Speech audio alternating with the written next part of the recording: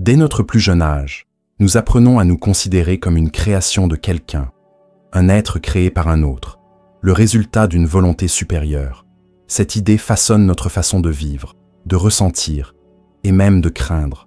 Car si nous avons été créés, alors il y a un créateur qui en sait plus, qui nous regarde, qui peut être content ou déçu de nous.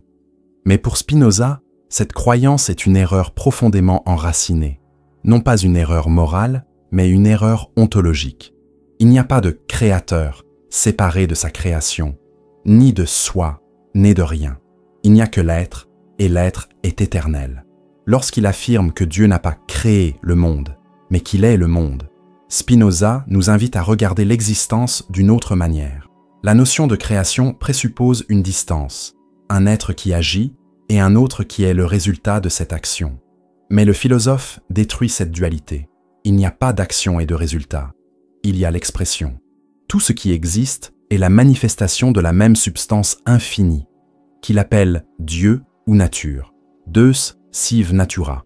Cela signifie que vous n'avez jamais été créé, au sens où la pensée religieuse l'entend habituellement. Vous n'avez pas été créé en un instant. Vous êtes la forme présente que l'Éternel prend pour exister maintenant. Il n'y a pas d'avant ou de après dans la substance divine. Il n'y a que le flux incessant de l'être. Et si l'être est infini, alors vous n'êtes pas un produit, mais une expression. Cette idée ébranle le cœur de l'identité humaine. Car si nous n'avons pas été créés, nous ne sommes pas non plus la possession de qui que ce soit, ni de Dieu, ni du destin. Il n'y a personne là-haut qui a écrit une histoire que vous pouvez suivre. L'histoire est le mouvement même de Dieu se connaissant à travers vous.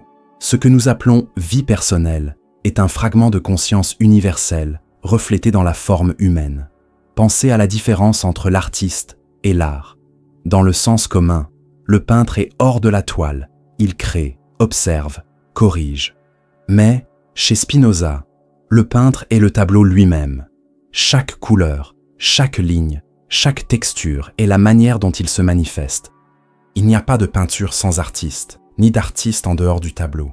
Ils sont le même acte, la même substance en expression. Voilà comment fonctionne l'univers. Et tu es une de ces couleurs. Mais l'ego, le je psychologique, craint cette vision.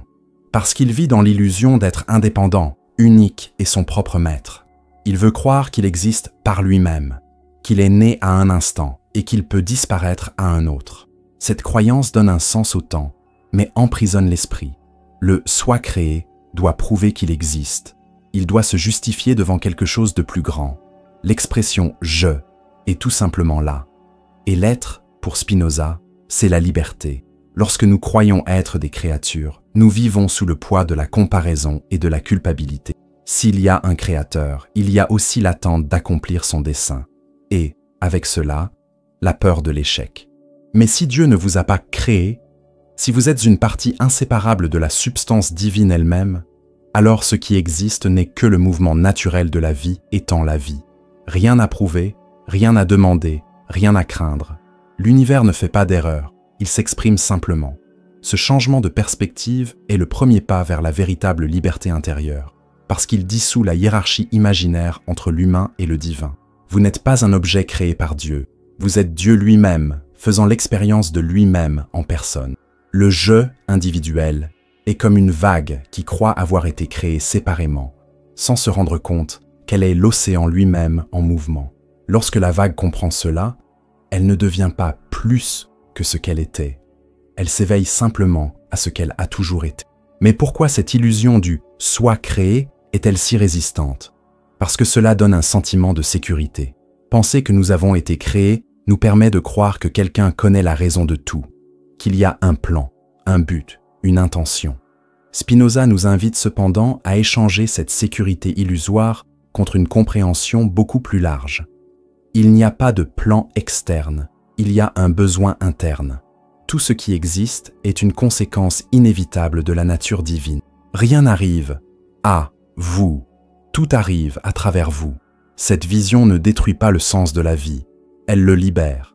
Car si l'être est éternel et indivisible, son existence n'est pas un accident. Elle est un élément indispensable de l'ensemble.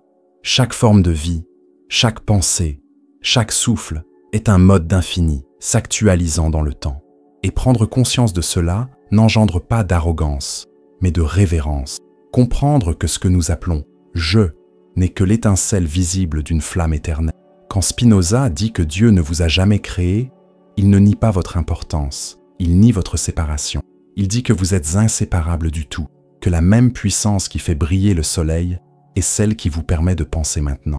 Et comprendre cela est le début de la véritable spiritualité. Arrêtez de regarder à l'extérieur et commencez à reconnaître l'intérieur. C'est pourquoi, pour Spinoza, la connaissance de soi est une forme de théologie. Se connaître soi-même, c'est connaître Dieu, car il n'y a pas de frontière entre les deux. Mais se connaître soi-même, ici, ne signifie pas étudier sa personnalité ou son passé. Il s'agit de percevoir la substance qui sous-tend tout ce que vous appelez. C'est découvrir que derrière l'histoire personnelle se cache l'être impersonnel, éternel et silencieux. Cette compréhension change la façon dont nous nous rapportons au monde. Car, si nous n'avons pas été créés, nous ne sommes pas non plus propriétaires de quoi que ce soit. Tout ce que nous expérimentons, les gens, les choses, les événements, est l'être lui-même qui se manifeste sous de multiples formes. Le soi créé veut contrôler, le soi exprimé participe. Et c'est dans cette participation consciente que nous trouvons la paix. L'idée que Dieu ne vous a jamais créé n'est pas un déni, c'est une libération. Elle brise le miroir de l'ego et révèle l'océan derrière le reflet. Ce que nous appelons « vous » n'est pas une créature, mais un événement divin. Et cette prise de conscience, au lieu de diminuer l'humanité, la rend sacrée. C'est à partir de cette rupture que le scénario avance. Si Dieu ne vous a pas créé, alors vous n'êtes pas une œuvre, mais une expression. Et c'est ce que le prochain sujet aborde. Le moment où nous cessons de penser au divin comme créateur et commençons à le comprendre comme la force même qui se manifeste en nous. Le mot « fait » porte en lui une idée subtile mais puissante, celle de séparation. Ce qui a été fait présuppose un créateur distinct de ce qui a été créé, quelqu'un qui agit et quelque chose qui naît en conséquence. Mais chez Spinoza, cette distance disparaît. Il n'y a pas de créateur d'un côté et de créature de l'autre. Il n'y a que l'être en acte, et l'être par sa nature est infini, indivisible et existant par lui-même. Cela signifie que rien n'est fait par Dieu, tout est Dieu dans son expression. Cette différence entre être fait et être une expression change complètement la façon dont nous nous percevons. Si vous avez été créé, vous êtes une chose. Si vous êtes expression, vous êtes mouvement. La chose est statique, elle dépend du temps, elle vieillit et meurt. Le mouvement est éternel parce qu'il ne cesse jamais d'être ce qu'il est. Il change seulement de forme. La chose vit dans le temps. L'expression vit dans l'être. Et c'est pourquoi, pour Spinoza, vous n'êtes pas un objet créé, mais une forme passagère de l'éternité qui se révèle. Dieu, pour lui, n'est pas un être qui décide de créer, mais une substance dont l'essence est de se manifester. L'univers entier est la manière dont Dieu existe, et chaque être est une modulation de cette existence. Tout comme la lumière ne crée pas la luminosité, mais la luminosité est la façon dont la lumière se montre, vous n'êtes pas quelque chose que Dieu a créé, vous êtes la manière dont Dieu brille en ce moment. Cette vision a une conséquence libératrice. Si tout est une expression du même être, alors tout est également sacré. Le divin n'est pas concentré en un seul lieu ou sous une seule forme. Il est distribué partout, à l'infini.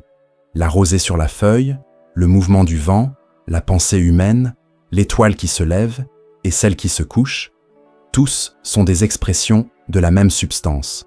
Il n'y a pas de hiérarchie dans l'être. Il y a simplement différents degrés de manifestation. Spinoza disait que Dieu est cause de lui-même, causa sui, et donc son existence est nécessaire et éternelle. Tout ce qui existe naît de ce même besoin. Rien ne pourrait être différent de ce qu'il est, car l'être est ce qu'il est par nature. Par conséquent, l'univers n'a pas été conçu. Il est inévitable. Et vous, en tant qu'expression de ce besoin, êtes également inévitable. Il ne pouvait cesser d'exister, tout comme le soleil ne pouvait cesser de briller tant qu'il était le soleil. Cette notion dissout l'une des peurs les plus profondes de l'être, la peur d'être un accident. Si nous avions été créés, nous n'aurions peut-être pas été, nous aurions peut-être été autres, ou nous n'aurions pas existé. Mais si nous sommes une expression, notre existence est aussi nécessaire que celle de Dieu lui-même. Rien en nous n'est superflu. Il n'y a aucune chance d'être. La vie n'est pas un don qui peut être enlevé. Elle est la substance même de Dieu en mouvement. Cette perception change même le sens du mot « vie ». La vie n'est pas quelque chose que nous avons, mais quelque chose que nous sommes. Et nous sommes tels qu'elle se manifeste en nous. Spinoza considérait l'être humain comme un mode fini de la substance infinie, une forme temporaire à travers laquelle l'Éternel prend conscience de lui-même. Cela signifie que, aussi brève que soit l'existence d'un individu, elle fait partie d'une éternité qui ne cesse jamais. Il n'y a pas de fin, il y a une transformation de l'expression. Tout comme une vague ne meurt pas lorsqu'elle se brise, mais retourne à l'océan, nous non plus ne mourrons pas. Nous cessons simplement d'être une forme spécifique, mais il y a quelque chose d'encore plus révolutionnaire dans cette idée. Si vous êtes expression et non travail, alors vivre ne consiste pas à accomplir un but donné, mais à vous permettre de vous manifester pleinement. La question « Quel est mon but ?» se dissout, car le but est l'acte même d'être. Une fleur n'a pas besoin d'une raison pour fleurir. Fleurir est sa façon de participer à la vie. De même, les êtres humains n'ont pas besoin de justifier leur existence. Ils ont seulement besoin de vivre en accord avec leur essence, c'est-à-dire selon les lois de la nature divine. Et qu'est-ce que cela signifie concrètement? Cela signifie agir non pas par peur, ni par espoir, mais par compréhension. Cela signifie laisser la vie couler à travers vous, sans essayer de contrôler ce qui est inévitable. L'être humain libre, pour Spinoza, est celui qui comprend que sa volonté individuelle n'est qu'un des modes infinis de la volonté universelle. Il n'essaie pas de forcer la rivière à couler dans une autre direction. Il apprend à nager avec le courant. Cette harmonie entre le « je » et le « tout » est ce que le philosophe appelle la vie sous la conduite de la raison. Mais ce vivre rationnellement n'est pas de la froideur, c'est de l'amour. L'amour, chez Spinoza, est le sentiment qui accompagne la connaissance de l'unité. Lorsque nous réalisons que nous sommes une expression de la même substance qui meut toute chose, l'amour cesse d'être une possession et devient une reconnaissance. Aimer, c'est voir l'autre comme une autre forme de Dieu se manifestant. Et cela change tout, notre façon d'être en relation, d'agir, d'exister. Ainsi, dire « vous n'avez pas été créé » ne revient pas à nier votre individualité, mais à vous libérer du fardeau de la séparation.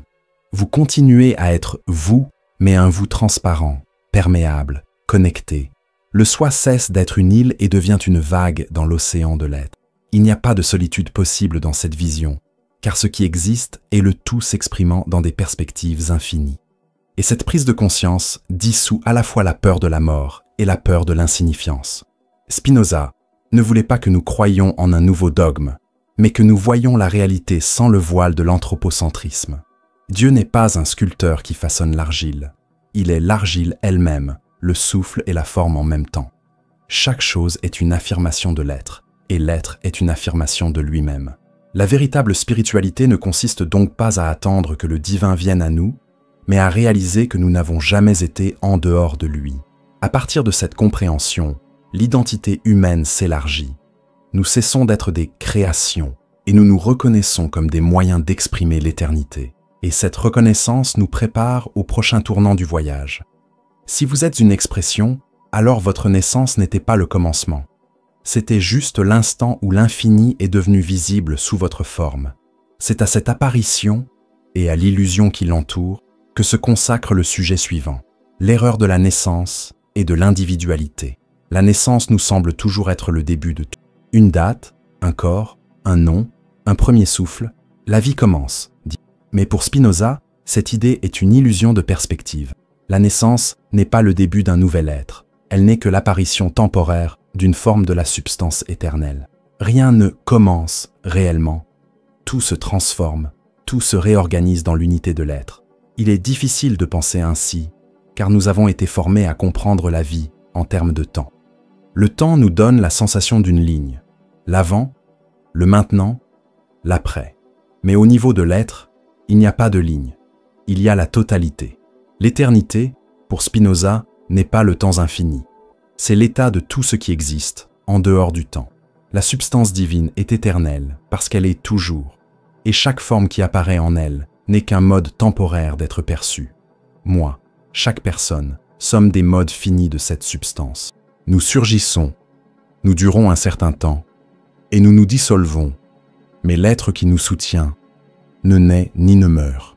Ainsi, ce que nous appelons naissance n'est que l'instant où la conscience infinie se manifeste à travers une combinaison spécifique de matière et d'esprit.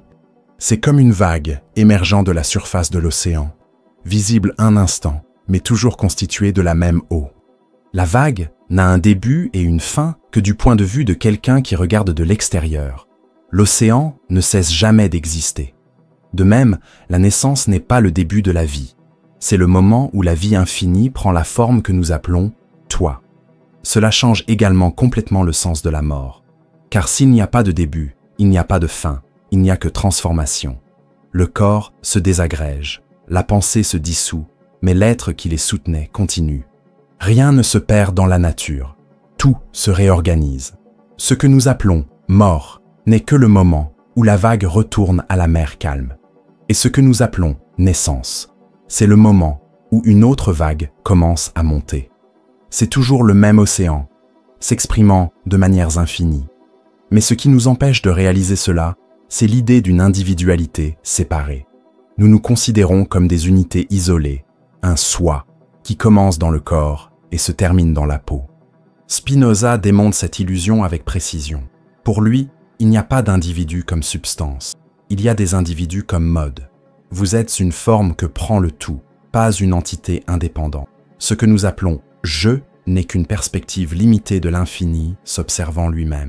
L'esprit humain infini voit le monde en partie et croit donc que ces parties sont réelles en elles-mêmes. Mais, sous le regard de l'éternité, il n'y a pas de parties, seulement des relations. Rien n'existe seul. Tout est un entrelacement de causes et d'effets. Vous êtes la convergence de facteurs infinis.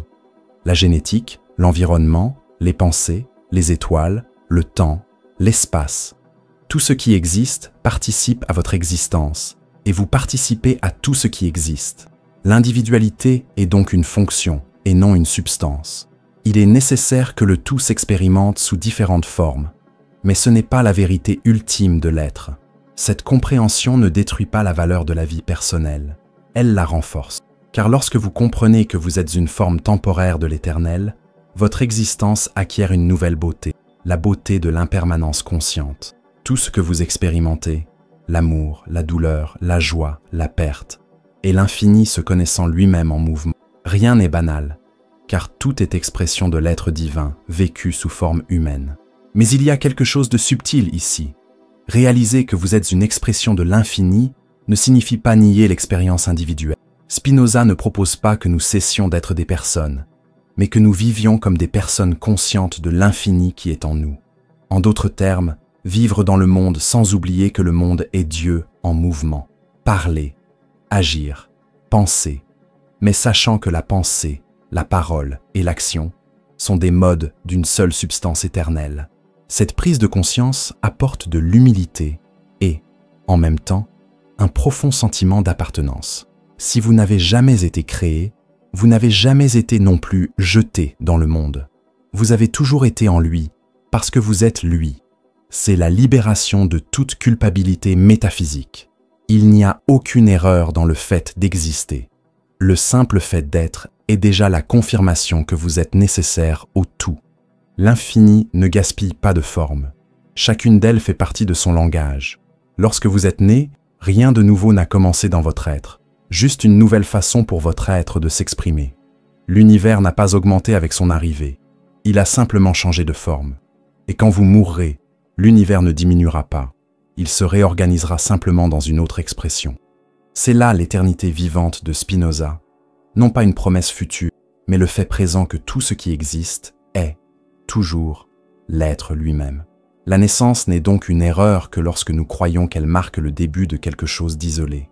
Mais lorsque nous le voyons comme un instant d'éternité, il devient le symbole le plus pur de la continuité de l'être. Naître, c'est donc Dieu se rendre visible pour un temps. Et vivre, c'est faire l'expérience de ce mystère en mouvement. Cette prise de conscience transforme complètement le sens du soi, parce que le « je » qui naît, vit et meurt n'est qu'une esquisse. Le véritable « vous » n'a pas commencé, ne finira pas, et n'a jamais été séparé du tout. L'individualité est une lentille. L'être est la lumière qui la traverse. Et la lumière ne dépend pas de la lentille pour exister. Mais cette lentille, le jeu psychologique, crée la confusion. Il se croit être le tout. Elle croit qu'elle pense, qu'elle décide, qu'elle crée sa propre vie. Et c'est précisément cette croyance que Spinoza va démanteler dans la prochaine étape du voyage. Car si le « je » n'est qu'une forme de perception, alors le « vous » qui pense n'est pas le même que le « vous » qui est. Le sujet suivant aborde cette différence fondamentale. Le « toi » qui pense n'est pas le « toi » qui est. L'esprit humain a une habitude silencieuse et persistante, celle de se croire le centre. « Je pense, donc je suis », disait Descartes. Et depuis lors, la pensée est devenue le trône du moi. Mais Spinoza renverse cette logique avec une sérénité dévastatrice. Pour lui, ce n'est pas la pensée qui crée l'être, c'est l'être qui se manifeste comme pensée. Le « vous » qui pense n'est qu'un mode du « vous » qui est une expression finie d'une substance infinie. Cette différence change tout. Car si la pensée n'est pas l'origine de l'existence, mais l'une de ses manifestations, alors la conscience individuelle cesse d'en être l'auteur et devient un miroir. L'esprit humain ne crée rien seul. Il participe au mouvement de l'ensemble. Chaque idée que nous avons, chaque émotion, chaque impulsion est le résultat d'un réseau de causes infinies. Rien ne naît en nous de manière isolée. Tout est une conséquence du réseau éternel d'interdépendance qu'est Dieu lui-même. Cela signifie que le « je » que nous croyons être, celui qui juge, planifie, s'offense, craint et désire, n'est qu'un petit reflet de l'ensemble. C'est la manière dont l'infini est perçu pendant un instant, à travers une lentille limitée. Mais le problème est que cet objectif croit qu'il s'agit de la lumière.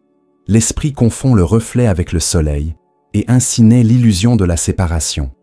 Le « toi qui pense » vit dans cette illusion. Il croit avoir le contrôle, une liberté absolue, une identité fixe.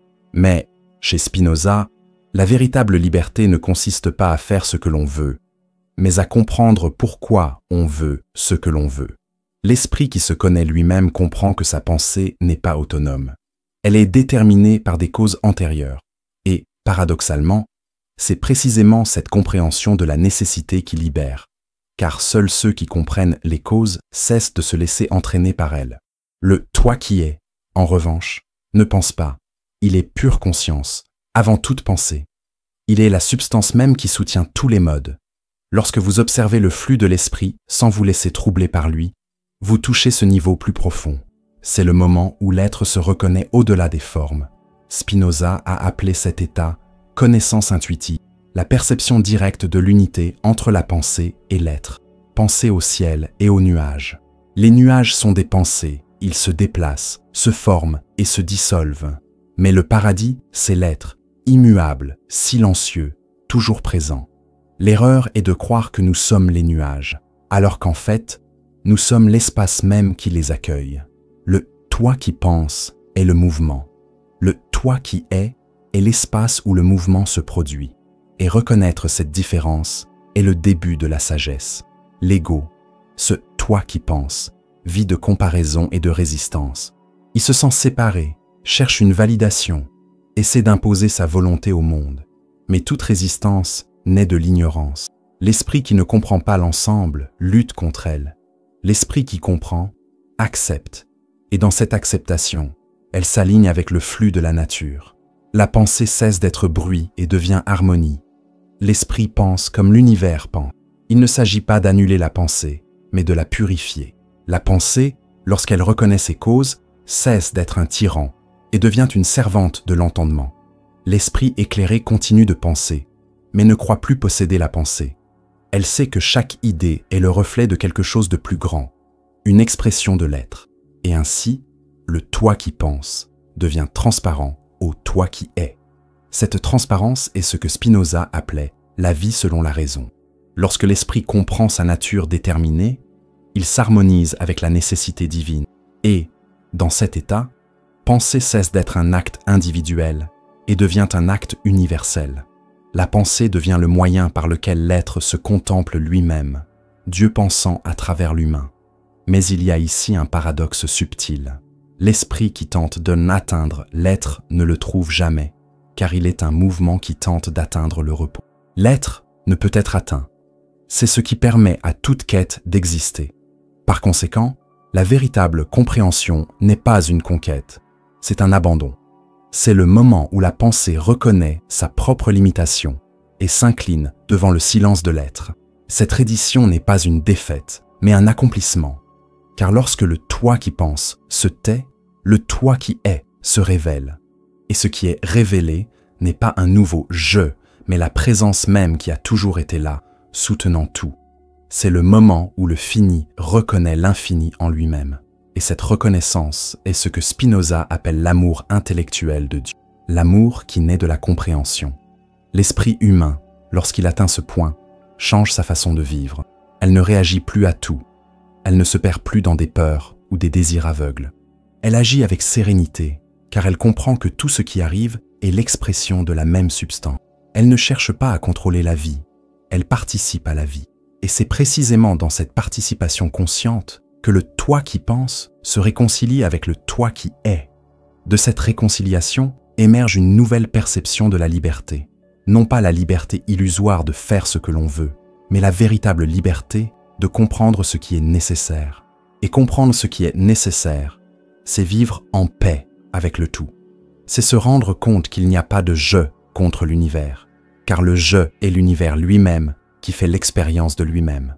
Ainsi, le toi qui pense n'est que la forme dans laquelle l'infini se reconnaît, un miroir de l'éternel sous une forme éphémère. Et lorsque cette compréhension mûrit, la peur de la séparation disparaît, car si l'être est un, rien ne peut vraiment être perdu.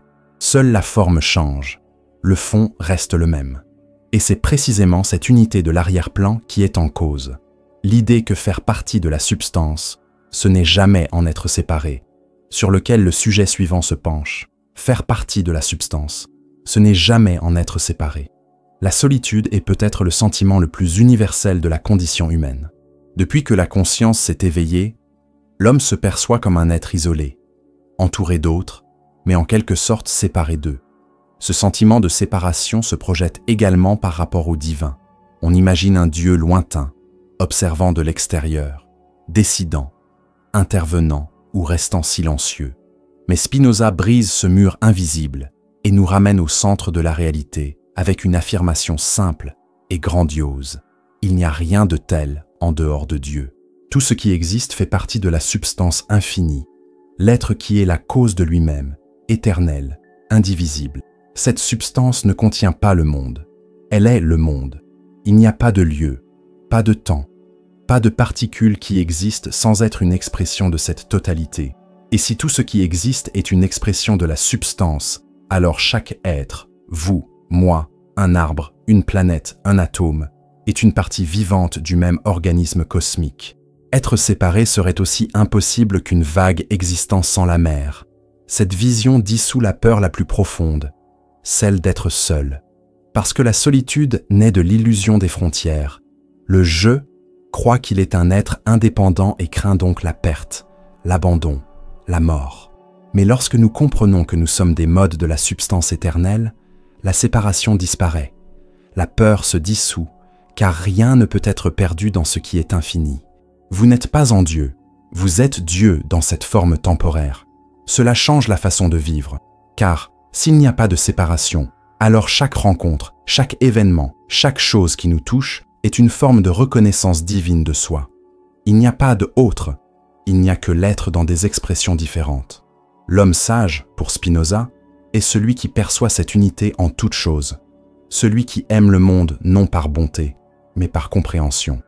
Il comprend que la même puissance qui bat dans son cœur bat aussi dans le cœur de tous les êtres, et c'est pourquoi il agit avec sérénité, compassion et fermeté. Mais il y a un détail fondamental. Faire partie de la substance ne signifie pas être un morceau d'un tout, comme si l'univers était un mécanisme et nous des engrenages. Non, cela signifie être le tout lui-même se manifestant à un moment donné dans l'espace et le temps. Chaque mode contient le tout, comme le reflet contient la lumière. Vous ne faites pas partie de Dieu au sens quantitatif. Vous êtes Dieu dans une expression qualitative. Le tout se replie sur vous pour se voir de l'intérieur. Cette compréhension n'est pas métaphorique, elle est ontologique. Il n'y a pas d'être humain en dehors du divin, tout comme il n'y a pas de rayon de soleil en dehors de la lumière. Et c'est pourquoi Spinoza rejette tout dualisme. Esprit et corps, créateur et créature, ciel et terre. Toutes ces distinctions sont du regard, non de la réalité. L'être est un, multiple seulement dans ses apparences. Et reconnaître cela est le début de la véritable paix intérieure. Parce que lorsque l'esprit comprend que tout est un, le conflit cesse. Il n'y a plus de moi contre le monde, de moi contre Dieu, de moi contre moi-même. Il y a juste le flux continu de la vie qui se déroule comme elle le devrait. C'est la liberté de Spinoza. Non pas la liberté d'échapper aux lois de la nature, mais celle de vivre en harmonie avec elle. Un être libre est celui qui agit selon la compréhension de la nécessité, et comprendre la nécessité revient à aimer l'ordre de la réalité. Le sentiment qui accompagne cette compréhension est l'amour intellectuel pour Dieu. Mais avant d'y parvenir, naît quelque chose de plus silencieux, la confiance. La confiance de ceux qui savent qu'il n'y a rien en dehors de la totalité. L'univers n'est pas un lieu hostile, mais le corps même du divin en mouvement. Et tout ce qui arrive, même ce qui semble destructeur, a sa place dans cet ordre parfait. Rien n'est en dehors de la substance, et donc rien n'est vraiment mauvais. Pensez à une toile d'araignée sous la rosée. Chaque fil vibre, réfléchit la lumière, soutient l'autre. Si l'une d'elles se brise, toute la toile le ressent, mais elle reste une toile. C'est l'univers, un réseau vivant de modes interconnectés. Et chaque vibration que nous appelons « ma vie » est une note dans le champ infini de l'être. Faire partie de la substance, c'est être inévitablement connecté à tout. Cette prise de conscience dissout l'arrogance et la culpabilité. L'arrogance, parce que personne ne possède la vie. La culpabilité, parce que personne ne peut être en dehors d'elle. Il n'y a aucun moyen de s'éloigner de Dieu, car il n'y a pas de distance à parcourir. La seule séparation qui existe est celle de l'ignorance. L'esprit qui ne comprend pas l'unité crée des frontières qui n'existent pas. Mais il suffit d'un moment de lucidité pour que ces limites tombent comme des voiles. L'esprit éveillé n'a pas besoin de retourner à Dieu, car il réalise qu'il ne l'a jamais quitté. Vivre avec cette conscience, c'est vivre dans une prière constante, même sans parole, parce que chaque respiration est une respiration infinie à travers vous. Chaque pensée est l'univers qui se reflète lui-même. Chaque geste est une manière pour le divin de devenir visible. C'est la spiritualité de Spinoza, sans temple, sans dogme, sans intermédiaire. La présence de Dieu n'est pas recherchée, elle est perçue. Et, paradoxalement, plus on comprend cette unité, plus l'expérience de la vie devient unique. Il n'y a pas de perte d'individualité, il y a expansion. Vous continuez à être vous, mais désormais comme une note consciente au sein de la symphonie du tout. Et cette prise de conscience change la qualité de vie. Les passions tristes, l'envie, la peur, le ressentiment perdent leur force, car il ne sert à rien de lutter contre ce dont vous faites partie. Le conflit cède la place à la sérénité, et la sérénité se transforme en amour. Cet amour n'est pas sentimental, mais ontologique. C'est l'amour que l'être a pour lui-même, sous toutes ses formes. C'est l'amour de Dieu pour Dieu, à travers vous. Et c'est le secret que Spinoza révèle sans mysticisme. L'univers est un acte d'amour continu. Vivre, comprendre et aimer ne sont que trois noms pour la même réalité. Mais il reste encore une étape au-delà de cette unité. Si vous n'avez jamais été séparés, vous n'avez jamais eu besoin d'être secourus. Il n'y a pas de péché originel, pas de dette cosmique. Il n'y a que l'ignorance et l'éveil. Et c'est sur cet éveil libérateur que le sujet suivant approfondit. La liberté de ceux qui n'ont jamais eu besoin d'être sauvés. Dès notre plus jeune âge, nous apprenons à considérer la vie comme un voyage moral. Il y a le bien et le mal, la pureté et la culpabilité. Nous apprenons à nous considérer comme des êtres imparfaits ayant besoin de pardon, comme des créatures qui se sont éloignées de leur créateur et qui doivent maintenant revenir. Mais pour Spinoza, ce récit est la racine de l'esclavage spirituel. Cela découle de l'ignorance de la véritable nature de Dieu et de notre propre nature. Car si tout ce qui existe est une expression de la substance divine, il n'y a pas de place pour le péché originel. Rien ne peut être en dehors de Dieu. Par conséquent, rien ne peut être une offense au divin. L'erreur humaine, pour Spinoza, n'est pas morale, elle est perceptuelle. Ce n'est pas de la désobéissance, c'est de la confusion. Le mal n'est pas une force réelle, c'est seulement un manque de compréhension du bien, de l'ordre nécessaire des choses. Et le salut n'est donc pas le pardon, mais la clarté. Ce n'est pas une grâce accordée, mais une lucidité atteinte. Cette idée est révolutionnaire car elle change complètement notre rapport à l'existence. Alors que nous croyons être des pécheurs en attente d'absolution, nous vivons entre la peur et l'espoir. Peur de la punition et espoir de récompense. Mais la peur et l'espoir sont, pour Spinoza, les deux plus grands instruments de servitude. Ceux qui agissent par peur ne sont pas libres. Ceux qui espèrent une récompense ne sont pas libres non plus. Tous deux sont encore guidés par l'ignorance de l'ordre divin. Le sage, au contraire, ne craint ni n'espère, il comprend. Comprendre, c'est voir ce qui est nécessaire comme nécessaire. C'est se rendre compte que tout ce qui arrive suit les lois éternelles de la nature. Rien n'échappe à la volonté divine, car la volonté divine est la nature même des choses. Et s'il en est ainsi, il n'y a ni offense, ni condamnation, ni punition. La douleur existe, mais la culpabilité est une invention humaine. La tragédie se produit, mais pas le mal absolu, car même ce que nous appelons erreur n'est qu'une partie de l'ordre que nous ne pouvons pas encore comprendre. Spinoza appelait véritable salut le processus par lequel l'esprit se libère des passions tristes et parvient à une connaissance rationnelle et intuitive de la réalité. Ce processus ne dépend pas de la foi, ni des rituels, ni des intercesseurs. Il dépend de la clarté. Le salut ne vient pas de l'extérieur. Il naît au moment où vous comprenez que vous n'avez jamais été séparé de l'être. Et à ce moment-là, la peur de la mort, de la punition, de la perte disparaît tout simplement.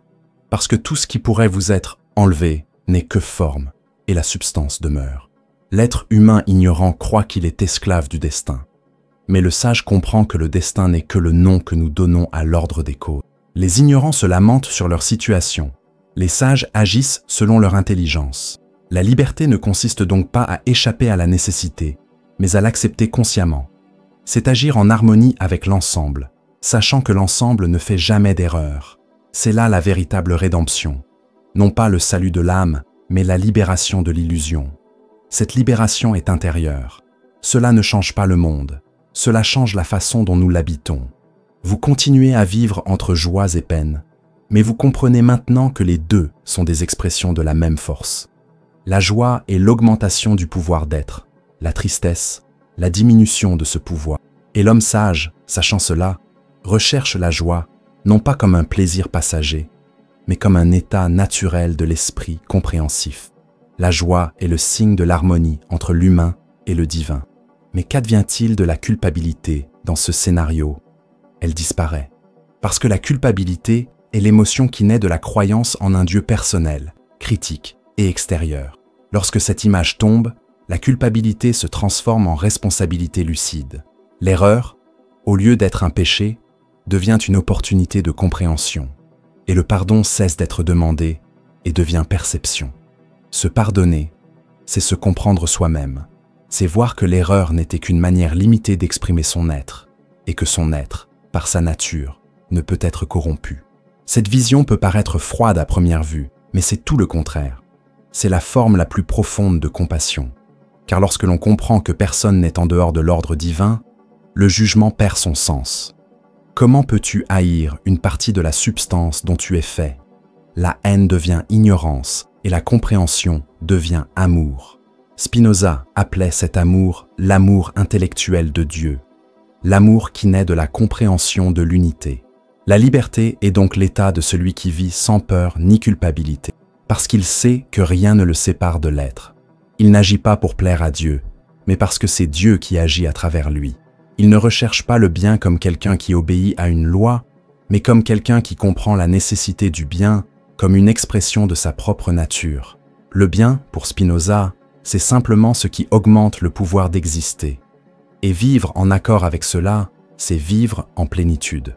La vraie liberté est silencieuse. Il n'est pas nécessaire de le proclamer, car ce n'est pas une réussite, c'est une reconnaissance. C'est le moment où l'être humain se rend compte que ce qu'il appelle « salut » a toujours été là, dans le simple fait d'exister. Il n'y a nulle part où aller. Il n'y a que ce qu'il faut comprendre. Et comprendre, c'est s'éveiller. Prendre conscience que vous n'avez jamais eu besoin d'être sauvé est peut-être l'acte d'amour le plus profond qui puisse exister. L'amour de la vie, de la réalité, de vous-même. Car cet amour ne dépend pas de la foi ou de l'espérance. Il dépend seulement de la vision. Voyez que tout est un, et qu'un est tout.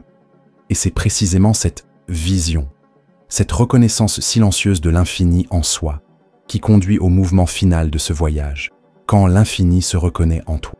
Il y a un moment de silence, qui ne peut être ni mesuré, ni prédit, dans lequel la pensée humaine se tait. Et dans ce silence, quelque chose est révélé. Ce n'est pas une idée nouvelle, ni une émotion intense, mais une reconnaissance. Ce que vous appeliez « moi » n'était que la façon dont l'infini s'est perçu pendant un instant. C'est le moment où l'océan, fatigué d'être confondu avec la vague, se souvient qu'il est la mer entière. Spinoza a appelé cet état « amor Dei intellectualis », l'amour intellectuel de Dieu. Mais le mot le plus approprié est peut-être simplement conscience.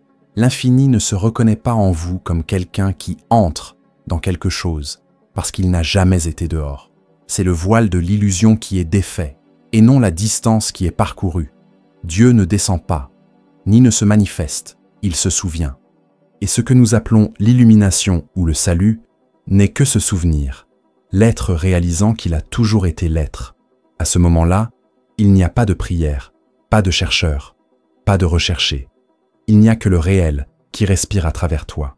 Spinoza ne décrit pas cela comme une extase mystique, mais comme un état naturel de compréhension. L'amour intellectuel pour Dieu est la joie qui naît de la compréhension de l'unité. C'est un amour sans objet, car le sujet et l'objet se confondent. L'univers entier se reflète dans l'esprit humain, et l'esprit humain reconnaît l'univers entier en lui-même. C'est à ce moment-là que penser devient voir, et voir devient aimer. L'individu vous continue d'exister, parle, agit, ressent, pense, mais ne se considère plus comme le propriétaire de quoi que ce soit. L'orgueil se transforme en révérence, et la volonté personnelle se dissout dans la clarté. Il n'y a plus ma vie au sens de possession. Il n'y a que la vie qui se déplace à travers une forme. La liberté ici est totale, car il n'y a aucune résistance à la réalité. Tout est accepté non par résignation, mais par compréhension. Le sage spinoziste ne fuit pas le monde. Il l'embrasse avec sérénité, car il reconnaît dans chaque partie la présence de la totalité. L'infini se reconnaissant en toi, c'est Dieu lui-même devenu conscient. Spinoza, sans utiliser de langage religieux, décrit un phénomène profondément spirituel, l'univers prenant conscience de lui-même à travers la pensée humaine. L'être humain n'est donc pas un accident du cosmos, mais son miroir. Et ce miroir, une fois nettoyé de la poussière des illusions, reflète parfaitement l'ensemble. L'esprit éclairé est cette transparence, le lieu où l'éternel se reflète dans le temporel. Cette vision ne conduit pas à une fuite de la réalité, mais à une nouvelle façon de l'habiter. Vous continuez à vivre entre joies et défis, mais désormais tout devient l'expression d'un même être. La souffrance n'est pas une punition. Elle fait partie du jeu de la forme. La joie n'est pas une récompense. C'est l'expansion du pouvoir d'exister. Rien n'est gaspillé. Rien n'est déplacé. Tout est Dieu faisant l'expérience de lui-même. Et quand l'infini se reconnaît en toi, même le sens de la mort change. La mort cesse d'être la fin d'une histoire et devient le repos du mouvement. Il n'y a pas de perte, il y a continuité. L'être que vous êtes, la substance, ne connaît pas l'absence, car il est l'existence même. Le corps peut s'effondrer, l'esprit peut cesser, mais l'être demeure, comme la mer qui continue même lorsque la vague se brise. Cette certitude silencieuse est ce que Spinoza appelait l'éternité de l'esprit humain. Non pas une immortalité personnelle, mais la conscience que ce que vous êtes appartient à ce qui ne meurt jamais. Cette prise de conscience apporte une sorte de joie indépendante des circonstances. C'est une joie calme, profonde et stable, le contentement de celui qui reconnaît le divin dans tout ce qui est. Ce n'est pas de l'euphorie, c'est de la paix. L'esprit qui atteint cet état vit dans une gratitude constante, car il comprend que chaque instant, même le plus ordinaire, est une forme d'éternité qui se révèle. Vivre ainsi, c'est participer consciemment au mystère, et c'est peut-être là le plus grand cadeau de Spinoza à l'humanité. Montrer que la spiritualité n'est pas une évasion du monde, mais un regard lucide sur celui-ci. Dieu n'est pas en haut, mais ici, ni dans le passé, ni dans le futur, mais dans le présent. Et réaliser cela, c'est vivre en communion constante, non pas avec un être personnel, mais avec l'être lui-même. C'est la prière qui ne finit jamais. Exister avec clarté. Lorsque l'infini est reconnu en vous, la dualité se dissout. Il n'y a personne à chercher, ni rien à chercher. Il n'y a que l'amour de Dieu pour Dieu, qui coule à travers la forme que vous appelez « moi ». Et comprendre cela, c'est vivre la liberté de quelqu'un qui n'a plus besoin de demander, car il a déjà compris que tout ce qui existe est un don. C'est à ce moment-là que la philosophie devient expérience, où la pensée se transforme en silence, et le silence se révèle comme la voix de l'être. En fin de compte, l'expression « Dieu ne vous a jamais créé » se transforme en quelque chose d'encore plus large. Dieu, c'est vous, et vous êtes la manière dont il continue à se créer lui-même, maintenant, éternellement. Et ainsi la vidéo se termine, non pas par une conclusion, mais par une révélation. La conscience qui s'éveille à elle-même et découvre qu'elle a toujours été l'infini, se regardant de l'intérieur. Si cette réflexion vous a fait vous regarder différemment, non pas comme quelqu'un créé, mais comme une partie de l'infini lui-même, laisse ton like. Cela permet à ce message d'atteindre ceux qui cherchent également à comprendre ce que signifie exister véritablement. Et si vous voulez continuer à approfondir ce genre de réflexion, là où la philosophie touche l'âme et le silence se transforme en compréhension, abonnez-vous à la chaîne. Ici, chaque vidéo est une invitation à vous rappeler qui vous êtes déjà, un fragment conscient d'éternité.